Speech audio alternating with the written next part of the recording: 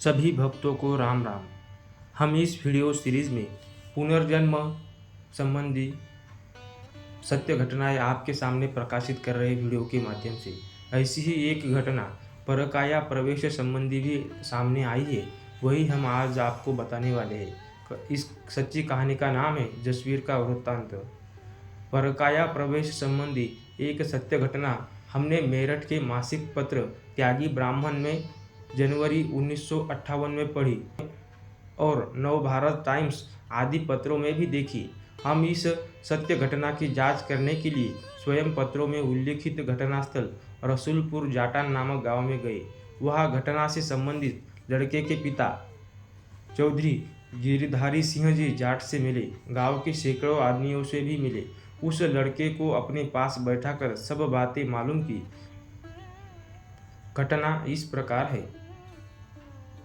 जिला मुजफ्फरनगर के गांव रसूलपुर जाटान में चौधरी गिरधारी सिंह जी जाट, जो श्री राजाराम सिंह जी जाट के सुपुत्र है, उनको एक लड़का हुआ। इसका शुभ नाम उन्होंने जसवीर रखा। जिस समय यह लड़का 3 वर्ष 4 महीने का हुआ तो वह अचानक बीमार हो गया। उसको चेचक निकल गए। बहुत इलाज कराया पर कुछ लाभ नहीं हुआ। अंत में लड़का इस बीमारी से मृत्यु को प्राप्त हो गया। वह रात्रि में मरा था।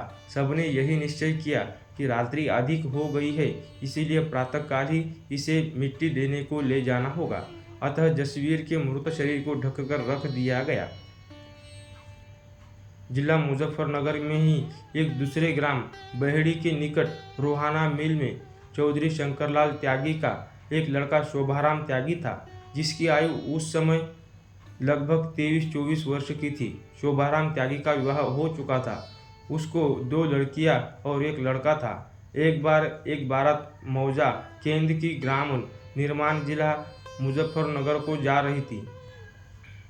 उसमें बहेड़ी के शंकरलाल त्यागी का वह शोभाराम त्यागी भी शामिल था। वह बारात में अपना रथ हाँककर ले जा रहा था। रास्ते में अचानक वह उस रथ से गिरा और रथ का पहिया उसकी गर्दन पर से गुजर गया। अधिक चोट लगने के कारण उसके नाक मुंह से रक्त बहने लगा। अत्यधिक रक्तस्राव के कारण वह तत्काल बेहोश हो गया। उसकी यह दशा देखकर सभी लोग बहुत ही घबरा उठे। उसे बेहोश की हालत में ही रथ में डालकर रोहाना मिल के अस्पताल में ले जाया गया। उसी रात्रि को लगभग 11 बजे शोभाराम का शरीर शांत हो गया। सबने मिलकर वहीं पर उसका दाह संस्कार कर दिया। शोभाराम के मरने की घटना ठीक उसी दिन की है जिस दिन रसूलपुर जाटान गांव में श्री गिरधारी सिंह जी जाट का लड़का जसवीर चेचक की बीमारी से रात्रि में मरा था। प्रातःकाल जब सब लोग रोते चिल्लाते हुए जसवीर के शव को उठकर जंगल में दबाने के लिए ले जाने लगे तो सबको यह देखकर बड़ा आश्चर्य हुआ कि जसवीर के मृत पड़े शरीर में अकस्मात जीवन का संचार हो रहा है। वह धीरे धीरे बिल्कुल स्वस्थ हो गया।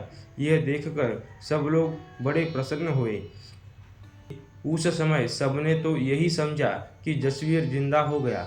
जसवीर के शरीर से निकला हुआ जीव पुनः लौट आया है, पर वास्तव में यह बात बिल्कुल सत्य नहीं है।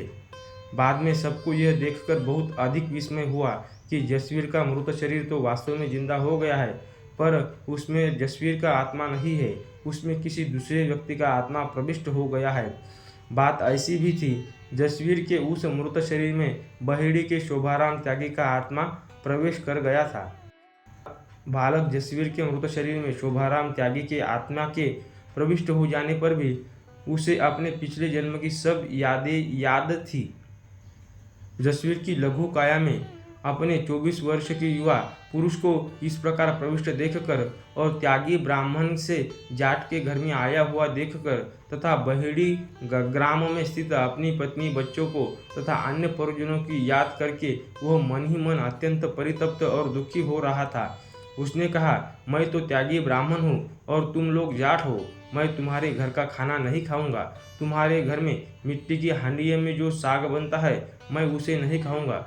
मुझे तो ब्राह्मण के घर का भोजन मिलना चाहिए। अब तो घर वालों को बड़ी चिंता हुई। उसने सोचा, यदि इसने कुछ नहीं खाया पिया तो भूखा प्यासा मर जाएगा।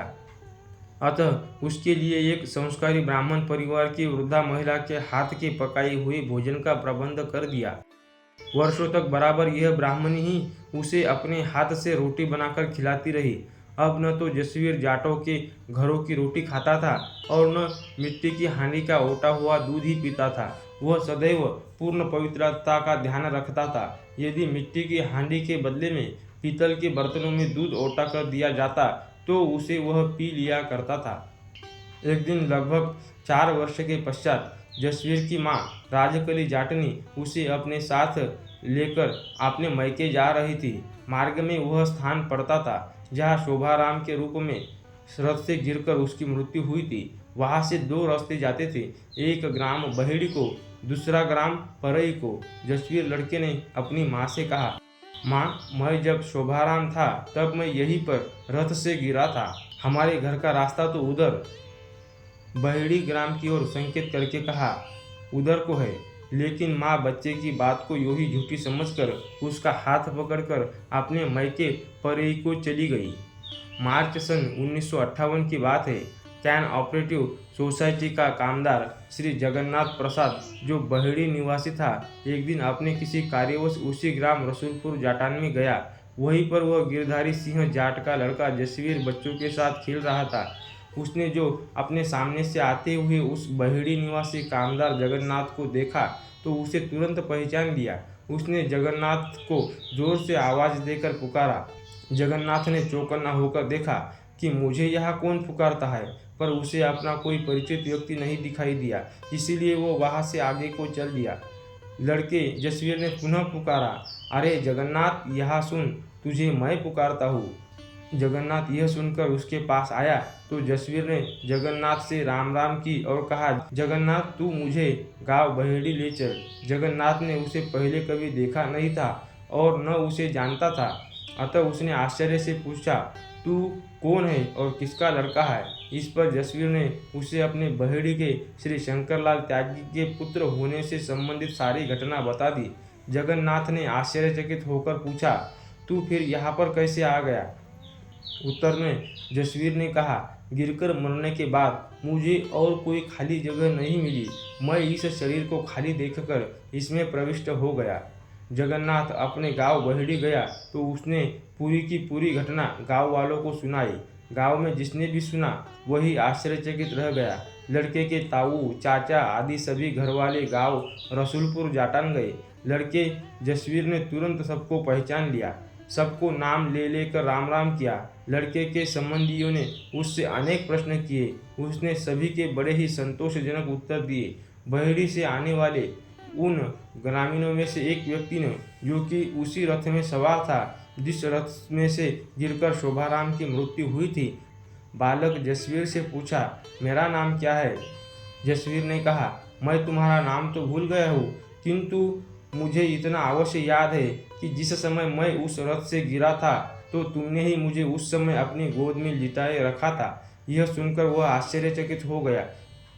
उसने सबके सामने यह स्वीकार किया कि वास्तव में मैंने ही इसे रथ में से गिरने पर उठाया और इसे अपनी गोद में लिटाए रखा था। वे जसवीर लड़के को लेकर बहेड़ी ग्राम में गए तो रोहाना मिल्स स्टेशन पर आकर उसे आगे आगे चलने को कहा।